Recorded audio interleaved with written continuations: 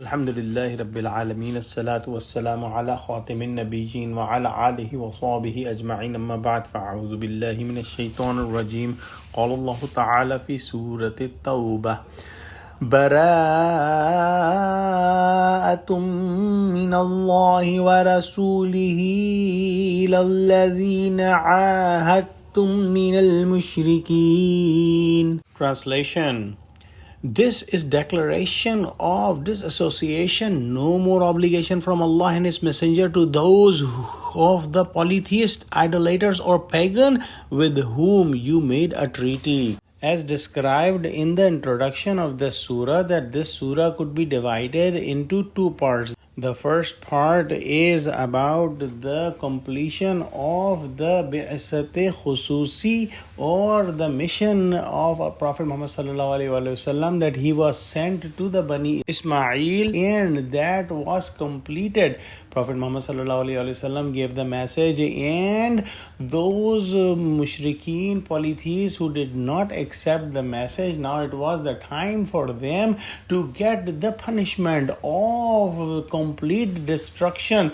And in the first ruku of Surah Tawba, this punishment is mentioned that could come to the polytheists if they do not leave the peninsula of Arab. And we will study that in the first ruku and fourth and fifth ruku. And all these three rukus are revealed after the conquest of Mecca, after the Zulqa'dah of 9 Hijri. In the first part, we will also study the other sermon of Allah subhanahu wa ta'ala that is consisted of second and third ruku, in which Muslims are encouraged to go to Mecca for the conquest of Mecca. With this background, again, let's start the tafsir of the first ruku. And these 6 ayahs, Prophet Muhammad sallallahu alaihi wasallam sent Hazrat Ali with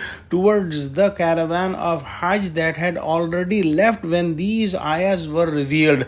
Hazrat Ali took these ayahs and gave these ayahs to all the people who came for Hajj that year, including the polytheists of Makkah. In this Hajj of 9th Hijri, Prophet Muhammad sallallahu alaihi wasallam was not in the caravan. According to these 6 ayahs, all the treaties with the mushrikeen or polytheists have been severed, and also all the polytheists were told that no polytheist could come for the Hajj next year. Since these are the strongest and most severe ayahs of Quran, the background of these ayahs must be understood, and the punishment mentioned in these ayahs is equivalent to the punishment given to the previous nations of Hazrat Nuh alayhi salam, Hud alayhi salam, Salih alayhi salam, Shoaib alayhi salam, Lut alayhi salam, and the people of Pharaoh.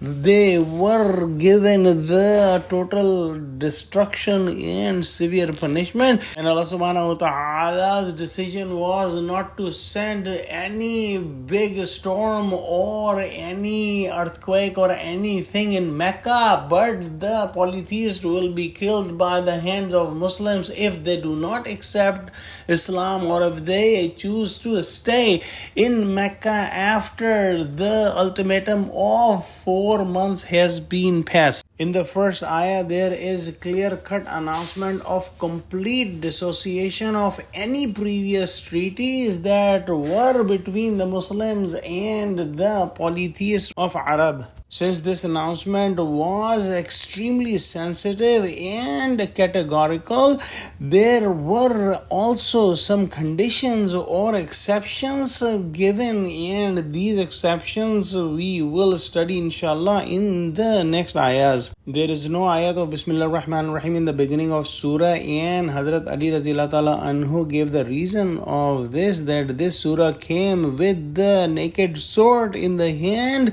and it it announced that all the polytheists will be killed if they do not accept the Islam or don't leave the Mecca. The ayat Bismillah ar-Rahman ar-Rahim, which is about the mercy of Allah subhanahu wa ta'ala, is not mentioned here. Oh Allah, help us understand Quran. Ameen wa akhiru da'wana alhamdulillahi rabbil alameen. Wassalamu alaikum wa rahmatullahi wa barakatuhu.